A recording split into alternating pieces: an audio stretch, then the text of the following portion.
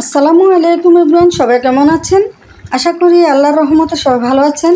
স্বাগতম জানাচ্ছি নতুন একটা ভিডিওতে। আজকে রান্না করব তাজা কই মাছ দিয়ে কচুরমুখী। আর এই কই মাছ দিয়ে কচুরমুখী রান্না করে খেতে অসাধারণ মজা লাগে। তো মাছটাকে ভালো করে ধুয়ে আমি হলুদ মরিচ মেখে হালকা করে ভেজে নেব।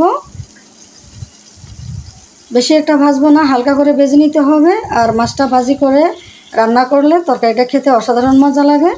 বেশি একটা ভাজতে হবে না। তো মাছটা আমি উল্টিয়ে দিলাম আর অন্য হাঁড়িতে আমি তেল দিয়ে দিলাম। তেলটা গরম হয়েছে, এখন পরিমাণ মতো পেঁয়াজ কুচি দিয়ে দিলাম। পেঁয়াজটাকে হালকা করে ভেজে নেব, আমি হালকা বাদামি কালার করে ভেজে নেব, কাঁচা গন্ধটা যেন চলে যায়। তো এখন 1 চামচ জিরা বাটা, 1/2 চা চামচ রসুন বাটা দিয়ে দেব।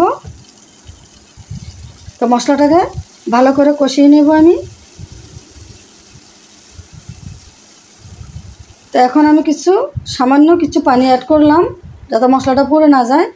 1 চামচ লাল মরিচের গুঁড়া দিয়ে দিলাম, 1/2 চা চামচ হলুদের গুঁড়া, 1/2 চা চামচ ধনিয়ার গুঁড়া দিয়ে দিলাম। জালের পরিমাণটা একটু বেশি দিয়েছি, কারণ জালটা আমি বেশি পছন্দ করি।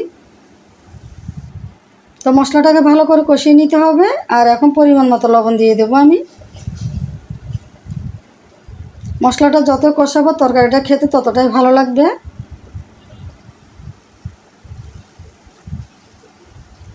তো অনেকক্ষণ ধরে আমি মশলাটাকে কষিয়ে নেব আমি।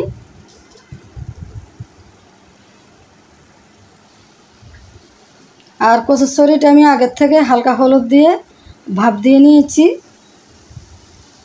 তো মশলাটা কষানো হয়ে গেছে, এখন আমি কচুরমুখিটা দিয়ে দিলাম।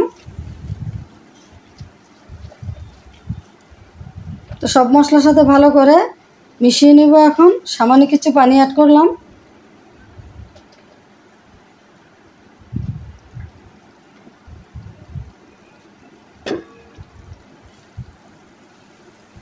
তো এখন কয়েক মিনিটের জন্য ঢেকে দিয়ে রান্না করে নেব।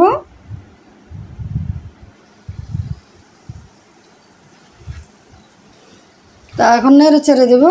তো কচুরমুখিটা কষানো হয়ে গেছে।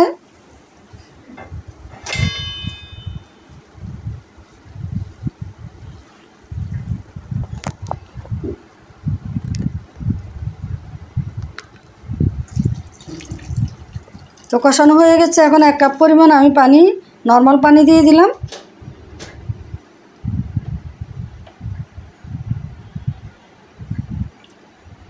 যেহেতু এটা কচুরমুখির তরকারি, পানিটা টেনে যাবে। তো আমি এখন ঢেকে দিয়ে আরও কিছুক্ষণ রান্না করে নেব। এ তো বলক এসে গেছে, এখন আমি ভেজে রাখা মাছগুলো দিয়ে দেবো এখন।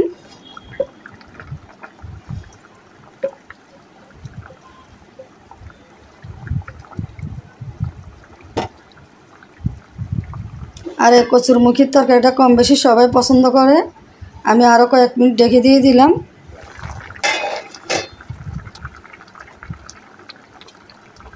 কচুরমুখিটা একেবারে সিদ্ধ হয়ে গেছে।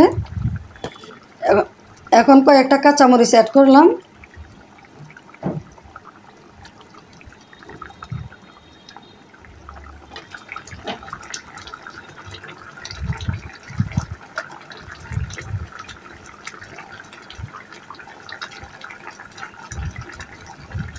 তো এখন আমি কিছু ধনিয়া পাতা কুচি দিয়ে দেব। এমনিতে আমি সবসময় ধনিয়া পাতা খাই, সবসময় ধনিয়া পাতা ছাড়া ভালো লাগে না সব কিছুতে। তা হয়ে গেল আমার মজার কই মাছ দিয়ে কচুরমুখী রান্না। আর আমার ভিডিওটা ভালো লাগলে অবশ্যই আমার পেজটি ফলো করবেন। সবাইকে ভালোবাসা দিবেন। ভিডিও ভালো লাগলে ভিডিওটা শেয়ার করবেন, লাইক কমেন্ট করতে ভুলবেন না। সবার পাশে থাকবেন। হিংসা ভুলে সবাইকে ভালোবাসা দিবেন। তো এখন গরম গরম ভাতের সাথে পরিবেশন করব।